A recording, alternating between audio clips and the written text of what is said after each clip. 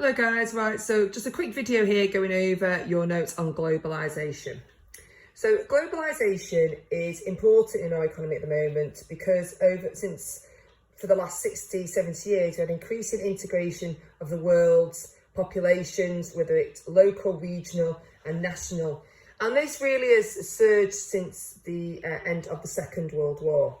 Globalisation has massively improved our standard of living, reduced costs for our economy and provided economic growth in many parts of the world. Globalisation occurs in four ways: free trade in goods and services, free movement of labour, free movement of capital and the exchange of technology and capital over borders. So a world with no borders would equal a perfectly free trading environment because everybody would be able to trade freely with others. But we don't. We do have boundaries. Countries trade with some areas and not others, and there are some free trade agreements which take place between particular countries and particular zones. Globalisation really came to its forefront in the 1980s, but we've been seeing it for many, many hundreds of years. We saw the starts of globalisation through the British Empire, and through this trade was unequal and caused much, much suffering. Since the 1950s, economic integration has increased. Basically, the idea of integration really is the idea of specialisation and division of labour. You do in your country what you're good at, we'll do in our country what we're good at, and we trade. And through this, prices will fall, quantity will increase, so will quality, and we'll have a reduction in poverty. Cause of globalisation. How do we actually find globalisation increasing in the economy? Well, the first thing is trading goods. Richer countries buying manufactured goods from poorer developing countries, that money flowing back into the poorer developing country, allowing for them to invest in education and healthcare and for their economies then to grow. Trading services, trade in things like tourism, but also things like call centres, software engineers, where richer countries will outsource to poorer countries so these products can be developed. Many developing nations have really tried to work on development of a trading service to provide them with a comparative advantage, to provide them with a USP, something which makes them different, and a product with a high elasticity, allowing them to keep the prices high.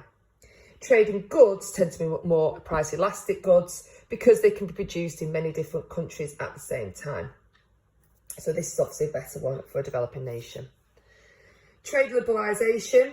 So this is a reduction of protectionism. So anything which allows countries to protect their own markets, such as embargoes or vetoes or tariffs, those are reduced to allow for free movement of goods and services.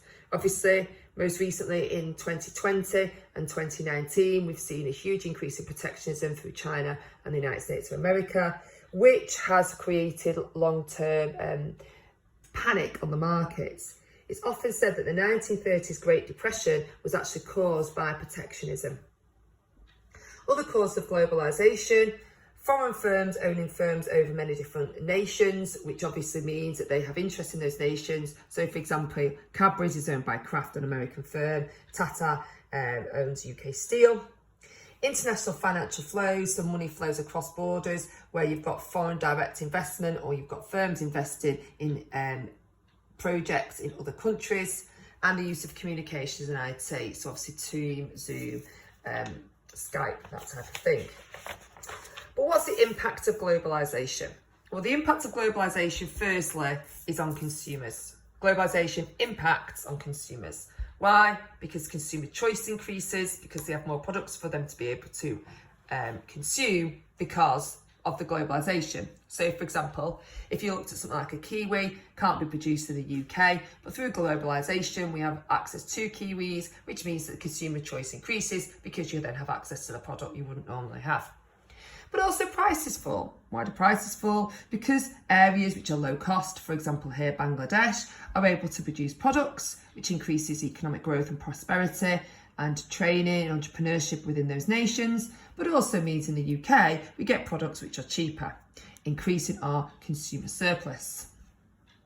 And then you have an increase in incomes because of the fact if prices fall, incomes will rise, and we know that through the income effect. What about workers? Okay, well, workers, it's a bit more tricky. So you might have an increase in employment because of the fact that you are now accessing you are allowed to be able to produce a product or have access to a market that you couldn't have before. So therefore they might have jobs. You might have an increase in migration as people move around the globe to move to areas where there are more jobs from areas where there are less. Okay, so migration may also, though, come from war, changing freedoms, and also economic migration. Okay, so migration which comes from war are normally readily accepted into most countries and are welcomed. Changing freedoms is more difficult. We've seen that in 2020 through changes in China's liberalisation laws or reduction in liberalisation laws in Hong Kong, which has meant that the UK has offered to take a lot of people from Hong Kong into the UK. Economic migrants, where people move for better jobs. And I'll just point out here that most of you will be economic migrants in your life because you may decide to move to London or a different part of the country because jobs are better. And this is no different from those workers as well. Wages. Now, wages may fall with globalisation because if you're producing a good which is homogeneous or homogeneous, a product that other people can produce easily, then you've got no USP, you've got no elasticity to your product. So therefore, if others enter the market, wage rates will fall. So the key issue that people often mention about globalisation is wages fall. And the answer to that is that you need to reskill, you need to retrain to do something that others can't do, which allows you to keep your wage rates high. Multinationals, well, they often create jobs across borders, but there is a question about the quality of these jobs. Often the quality of these jobs are low skilled. Profits are taken from the country and repatriated into the country where the investment came from. And the high level skilled jobs, again, come from the country that the investment came from. So often there may be work attracted to the FDI from the globalisation, but the quality of work isn't that good.